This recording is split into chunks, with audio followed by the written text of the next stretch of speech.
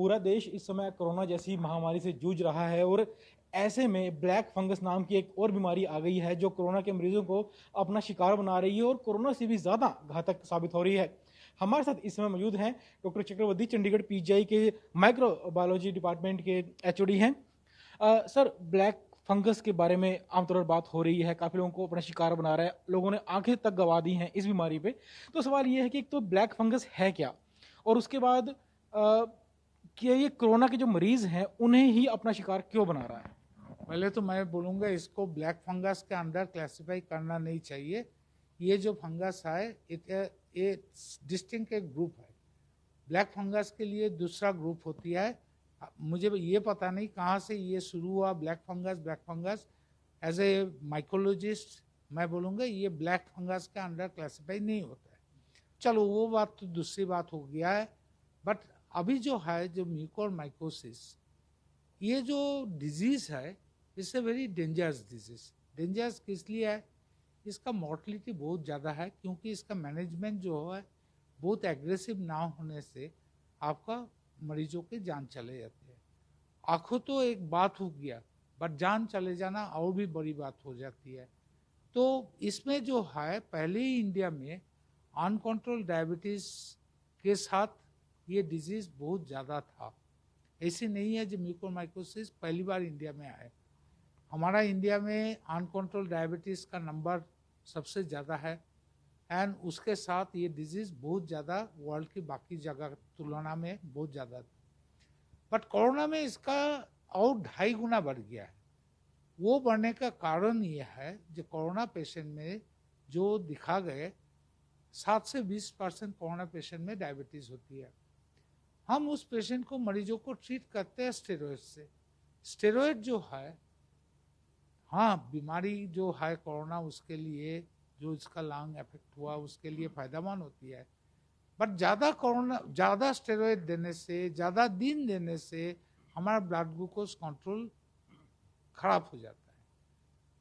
हम इसके ऊपर ध्यान नहीं देते हैं बिकॉज मरीजों को बचाना डॉक्टर की इस टाइम जो बाकी सारे पैरामीटर में नज़र रहते हैं ब्लड शुगर में नज़र नहीं रहते हैं। तो ये मरीजों में ये पर्टिकुलर म्यूकोर बहुत ज़्यादा से दिखा गया। अब डिजीज जो है डेवलप करते हैं थोड़ा लेट पार्ट ऑफ कोरोना में। तो ये हो सकता है मरीजों को डिस्चार्ज कर दिया, घर पहुंचने के बाद उसको म्यूकोर हो गया। सर, एक सवाल ये है कि जो लोग घर पे हैं, घर पे इलाज कर रहे हैं, जो लोग घर पे होते हैं उन्हें ज़्यादा स्टीरॉयड की ज़रूरत भी नहीं पड़ती है, लेकिन कोविड पॉजिटिव हैं तो क्या रिकवर होने के बाद उन्हें भी बीमारी पकड़ सकती है? सुनो, बेसिकली जो है ना हमारा कोविड ट्रीटमेंट में इतना ज़्यादा गड़बड़ चल रहा है। जब होम आइसोलेशन में मुझे पता नहीं क्यों उसको एंटीबायोटिक देना चाहिए। आइवरनेक्टिन जिसको जरूरत नहीं है उसको भी आइवरनेक्टिन अभी तो कोई प्रमाण नहीं है आइवरनेक्टिन से बचता है। काफ़ी जगह से ये डिस्कशन हो चुकी है, पर फिर भी डॉक्टर्स एंटीबायोटिक आने से ही दे रहा है, आइवरनेक्टिन दे रहा है, स्टेरॉइड भी दे रहा है।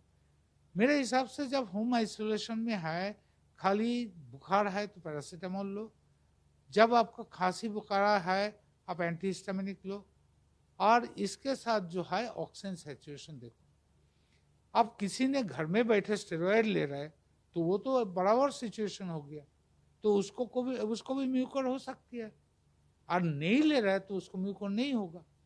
सो मेरे हिसाब से जो डायबिटिक पेशेंट है उसको सारे ध्यान रखना बहुत जरूरी है।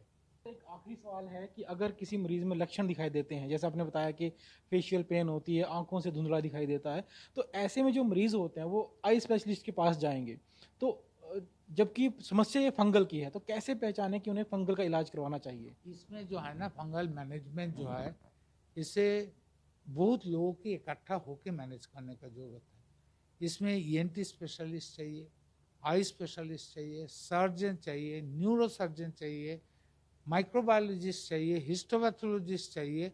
सारे मिलके एक टीम काम करना चाहिए।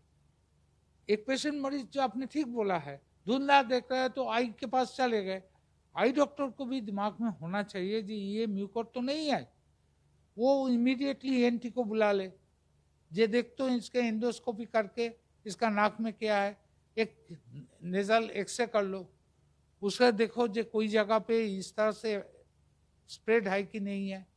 ये सारे जल्दी करना चाहिए so that we can diagnose. तो इसीलिए सब मिलके इसका साथ मिलके इकट्ठा काम करना चाहिए। तो ये थे डॉक्टर चक्रवर्ती जिन्होंने कहा कि जो फंगल ब्लैक फंगस की जो बीमारी है वो किसी और वजह से नहीं बल्कि जो स्टीरॉयड मरीजों को दिए जा रहे हैं कोविड मरीजों को उसकी वजह से हो रही है। और जो लोग डायबिटिक हैं उनसे जो उन्हें जो ये स्टीरॉयड दिए जा रहे हैं बड़ी मात्रा में तो उन्हें ज़्यादा खतरा पैदा हो गया है। तो इनका साफ तौर पर कहना है कि गाइडलाइन जारी की जानी चाहिए, सब डॉक्टर्स को ये बात पहुंचानी चाहिए कि जो स्टीरॉयड है वो सीमित मात्रा में दें ताकि कोविड मरीज जो है रिकवर होने के बाद इस बीमारी की चपेट में ना आए। कैमरामैन राजेश के साथ चंडीगढ़ से विजय राणा, ईटीवी भारत।